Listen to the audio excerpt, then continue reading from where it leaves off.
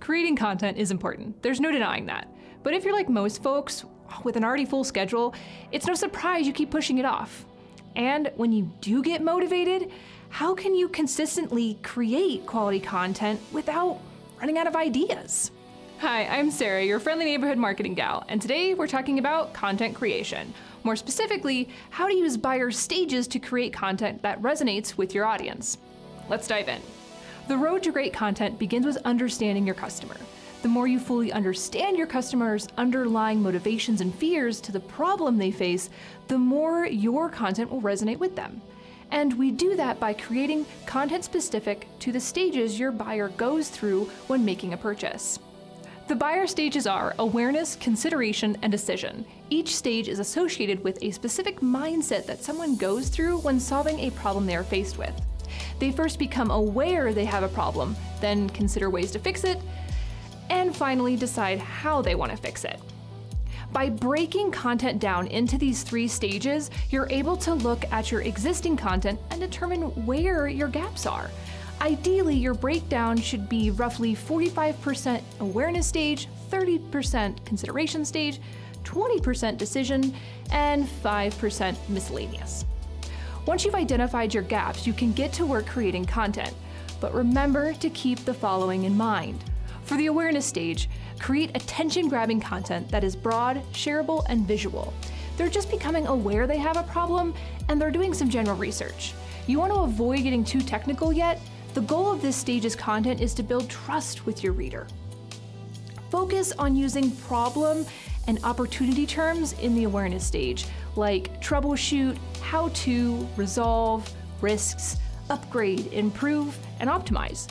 Common types of content for this stage are infographics, general blog posts, quizzes, and even ebooks.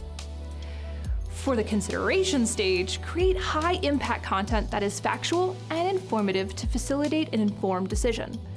Now it's time to get a little more technical and address specific pain points to drive them toward a final decision. The goal for this content is to showcase your expertise around their specific problem.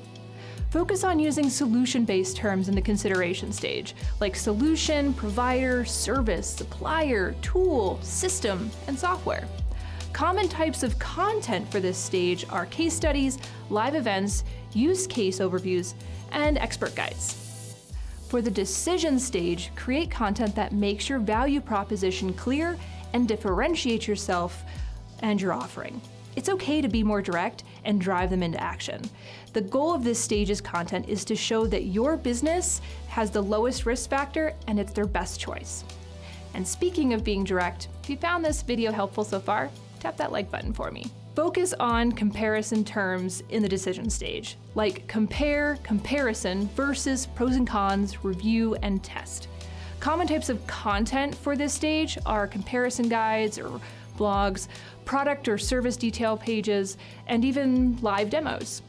Oh, and when I mentioned miscellaneous content earlier, this is content that doesn't necessarily fit into one of the other standard stages, like content specific to existing customers.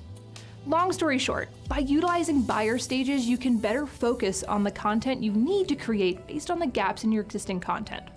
Okay, pro tip time. The question about quality over quantity is common. The argument has validity. In fact, 83% of marketers say it's better to focus on quality rather than quantity of content, even if it means posting less often. But the reality is, don't sacrifice quality for quantity.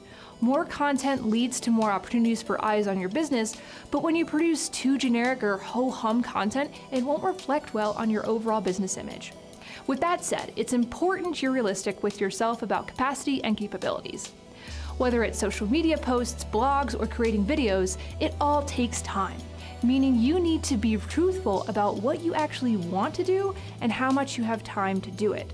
It's okay to seek out help. In fact, writers are the most common outsourced role when it comes to content creation. Focus on what you're good at and what you enjoy doing. It's okay to start slow and ramp up as you get more comfortable. It's actually the best way to ensure you keep it going.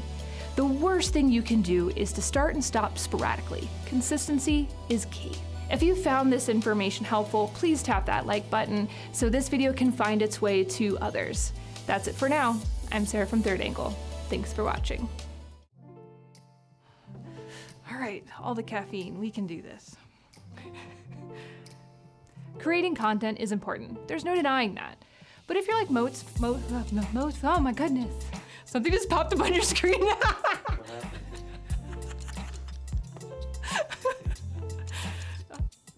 Oh God.